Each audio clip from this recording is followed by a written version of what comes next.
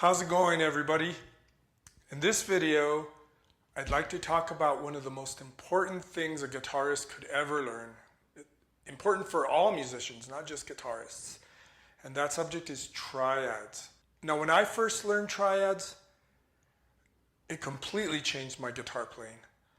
I saw melodic possibilities and harmonic possibilities I never would have discovered so easily or quickly if I had just worked on scales alone. Basically, triads made me a better guitar player immediately. It affected everything I played.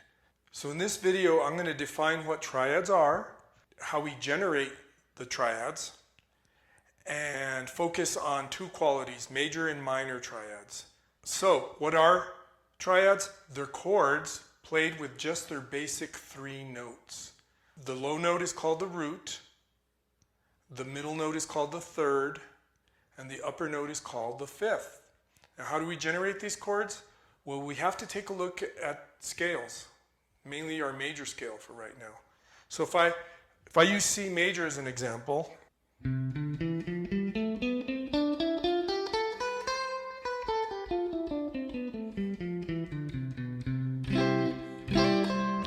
okay, so C major, if I start with that low note, that first note, C, we'll call that the root, the note upon which we're building the triad, and we'll go three notes up. 1, 2, 3. There's our third. Now we'll go five notes up. 1, 2, 3, 4, 5. So we have the root, third, fifth. And in this case, we have a C, an E, and a G. And if we line those up across three adjacent strings, we'll have the root, third, fifth. And there we have our root position, major triad. All right, does that make sense? And we can do it to all 7 notes of a scale. So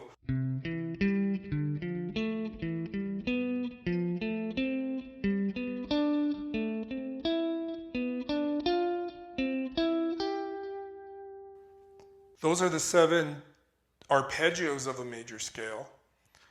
6 of them are major and minor triads, and that's what we're going to focus on. We'll look at the 7th, the other quality, in another video. But let's look at what they look like. Let's focus on the shapes on each set of 3 strings. And what I mean by that is the first set of 3, second set of 3, third set of 3, and fourth set of 3. All right? We'll start with the major triads, and then we'll do the minor triads. So we have our C major that we just generated on the 4th set of 3 strings. So that's C, E, and G, right? So let's find that C, E, G, that C major triad on the 3rd set of 3 strings. We can do it over here. I'm sure some of you already saw that. C, E, open G. But that open string means it's not a movable shape, so not quite as useful. So let's move it up an octave, okay? So we'll take the same shape and move it up 12 frets. So we have C up here at the 15th fret, E and G. So if we see this shape, we can realize that it's the exact same shape that we did on the 4th set of 3, which makes sense because these 4 strings are tuned the same distance, right?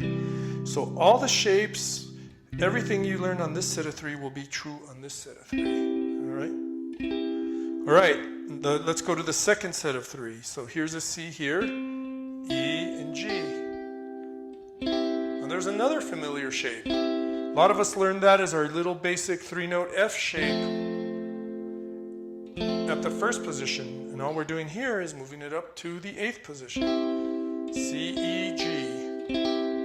All right, that's the 2nd set of 3. Let's look at the 1st set of 3. All right, so here's C right here. E and G. So here's this shape here.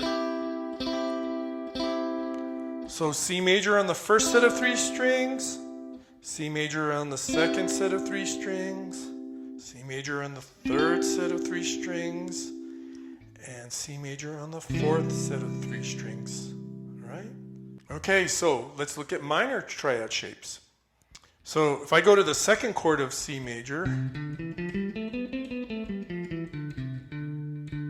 D, and let's generate the triad from there. So we have 1, 2, 3. So D and F, and And now 5 notes from the root, right? 1, 2, 3, 4, 5. And that's an A, so we have D, F, and A.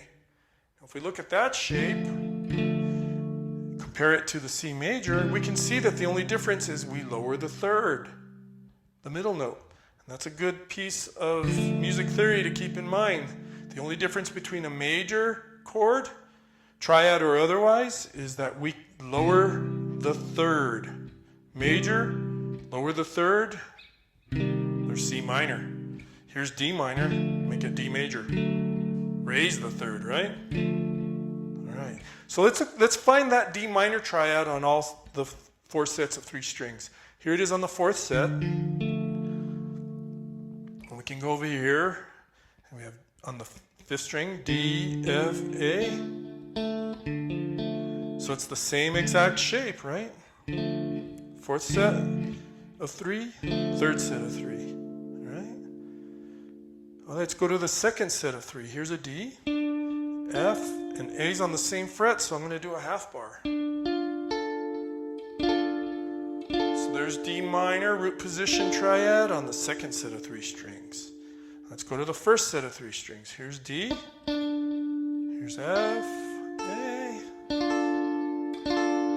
D, F, A. So D minor on the 1st set of 3 strings, D minor on the 2nd set of 3 strings, D minor on the 3rd set of 3 strings, D minor on the 4th set of 3 strings. Alright, so you've learned how to generate major and minor triads, and you know the shapes on each set of 3 strings. There's 2 other triad qualities we want to learn, but I'm going to save that for another video. And eventually we want to line them all up into a harmonized scale. But let's hold off on that. Let's leave it at this point for this video, because you don't want to backtrack. This is super important stuff. And if it's new for you, you want to absorb what I've shown you so far. All right? In future videos, we'll tackle the other 2 chord qualities. And I definitely am looking forward to doing a harmonized scale video series, probably. So I've left a file in the description with a PDF, a free PDF that you can download. Has all the chord shapes we learned today, and in standard and in tablature. And I'll probably even include some fretboard diagrams as well to help you learn these shapes better. So I'm Daryl Dominguez. Thanks for joining me in this video. I hope you learned something. If you did, definitely hit the thumbs up. Hopefully I'm helping you fill whatever gaps you may have in your guitar knowledge, in your music knowledge, so that you can play music better and play guitar better, right? Well, thanks again, and I'll look forward to seeing you in the next video. Peace.